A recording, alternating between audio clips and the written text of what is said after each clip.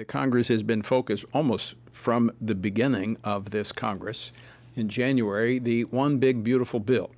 And it's been touted as potentially being the most consequential piece of legislation in decades. And when it passed the House, a strong argument could be made for that. But after going through the Senate and what's called the bird bath, the big, beautiful bill is not so beautiful. So how did it come to this, and why is it important to restore God-honoring, values-advancing provisions that really make the legislation beautiful? Joining me now to discuss is Travis Weber, FRC's Vice President of Policy and Government Affairs, and Quena Gonzalez, FRC Senior Director for Government Affairs. Travis, Quena, thanks so much for joining me today. Thank you, Tony. Great to be here. Hey, Travis, before we get into reconciliation, there's some news that just broke before the program started.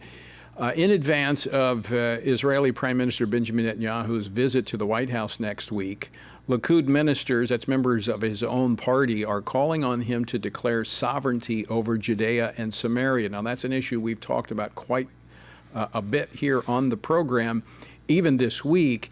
This, no doubt, this call, this letter that was sent out by his party is to head off any discussions next week of a two-state solution as they discuss peace in Gaza. Yeah, I mean, Tony, this should be a no-brainer for anyone who looks at the situation in Israel and the Middle East. You know, you and I and others were there in April. We walked on the lands that are the lands that our forefathers in the faith as Christians walked on in the hills of Judea and Samaria. So after October 7th, which Hamas launched a premeditated planned attack over years of planning following Israel's disengagement from Gaza, we cannot countenance in good faith any deal which gives up land that belongs to Israel with the expectation that it's going to produce peace. We know President Trump is wanting deals for peace. This is one in which any observer of the situation should understand it's not going to produce peace. And so this is an important move, an important call to recognize Israel's sovereignty over the land. And in light of the current realities with Iran, Hamas in Gaza, and other regional realities, it's not going to produce peace. We have to understand to just give more land away. I think in light of October the 7th, it's very clear because this is a pretty significant step from the Likud party to actually call upon the prime minister to declare sovereignty over Judea and Samaria. In my meetings with the prime minister and his team over the last, since October the 7th, this has been, it's one of their objectives, but it's been way down the list. But now that Iran's been dealt with, this letter in part states that they have to deal with the internal danger that is existent in Judea and Samaria from the threats coming in from both Iran and others that are feeding the Palestinian radicals.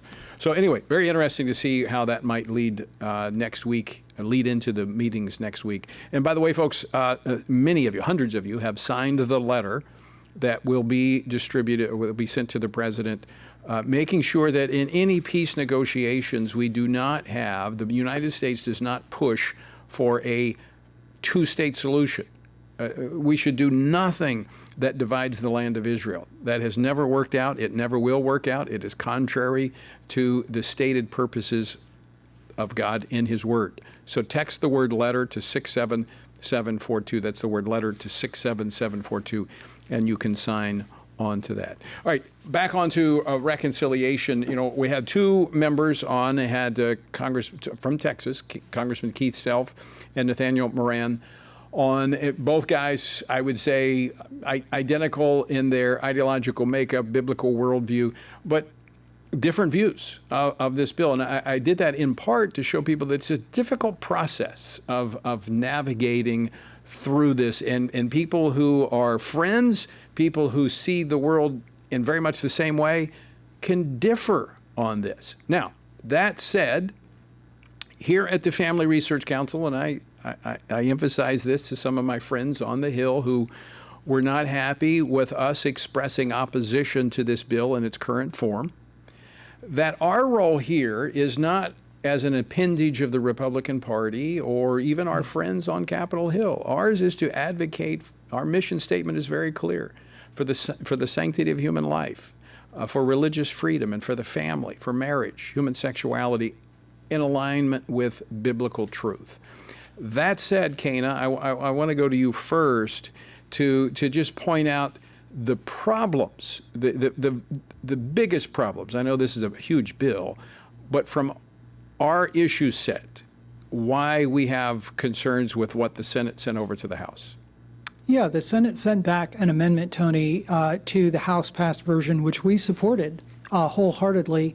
That was almost 1,000 pages long, and a lot of things, frankly, had changed. But some of the issues that had changed in the bill that I think would be of most interest to our viewers are that instead of defunding Planned Parenthood for 10 years, it defunded Planned Parenthood for 1 year, which is really just a very short pause on defunding. Another is that taxpayers will still be forced to underwrite these experimental gender transition procedures that the House bill had said they no longer would have to pay for permanently. So that was a major loss. Medicaid reforms that really fix Medicaid and make it more accessible, more directed, and more focused on those who truly need it instead of those who are able to work, that was slimmed down, slowed down, trimmed. And so that was moving in the wrong direction. The same thing with Green New Deal subsidies in the bill. Those had been ended in the House. The House had come to a compromise on when and how to end some of those. And in the Senate, that was slowed down, so those subsidies will continue to flow longer. And the last thing, Tony, that I would raise here is that it really gutted a very exciting public school scholarship program that would allow children in failing schools to attend private schools across the country in a way that really should have passed, but that also was gutted, and now that's made optional. So that means that a blue state governor, a Democrat governor, doesn't have to institute that program in their state. And that, the bottom line there, is that children in blue states and failing schools will be stuck. Okay. Let me put that, for those watching, you can see the graph that we have up there that does this comparison between the House and the Senate bill. So here's how we approach this. As you've listed those issues, those are all important issues, but there is a hierarchy of issues which you have placed at the very top of this, and that is the federal funding to Planned Parenthood. It was 10 years, which then becomes a significant move in terms of getting taxpayers out of the business of funding an organization that claims over 400,000 lives a year.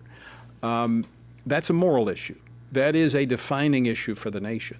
Second in the list of concerns is that in the original bill going from the House, which is what got our support, frankly, in working with the leadership to get this inserted, was to end the forcing of taxpayers to fund transgender procedures. That's completely out now in the bill. Now, you can take the graphic down. I want to see Travis's face. So the reality is Medicaid. Yeah, I want to see that strengthened. I don't want it to be wasted. But if that were the only issue, I probably wouldn't be opposed to it. If it were just the educational, I think it's great to give people educational choice, and we're going to work for that. But that's not a defining moral issue. The issue of the sanctity of human life is. Now, those first two issues, the Trump administration could take actions, I think, to offset what the Senate did. For instance, I think the Department of Health and Human Services could promulgate rules to make sure taxpayers are not funding transgender procedures. Now, it could be litigated in the courts, but that happens all the time anyway. But they should take that step. On the issue of Planned Parenthood, they could offset that by the Trump administration could do away with the Biden-era policy that is still in place that allows abortion pills to be prescribed and sent through the mail without an in-person consultation, which is violating state pro-life laws. And of course, the abortion pill is now 63% of abortions. So I do think there are ways to offset the moral deficit created by the Senate version of this bill. Kane, I'll give you the first response to that. Yeah, absolutely, Tony. In Washington, no defeat is final and no victory is permanent. And so when the Senate took these things out, in part it was blamed on the bird bath, right? This procedure that goes through the parliamentarian. But what we saw in many other provisions that were in the bill that we're not talking about today, but were important to one or more senators in the Senate, is that those were litigated and relitigated and relitigated in front of the parliamentarian. And we really do not have assurances at this point that these issues were really litigated at that level. So you're saying that the priority was put on the economic issues. As I mentioned earlier with Keith Self, it reminds me of Bill Clinton's 92 campaign, where it was the economy stupid, where we know it's not just the economic issues. I think that's an apt comparison, Tony, and I want to be careful here. This is just what we know. We've been asking our friends in the Senate for more information, but as far as we can tell from what we've seen, it does seem like not as much priority was given to these issues, which, as you said, we had elevated to the very top of our list. Travis, your take on this?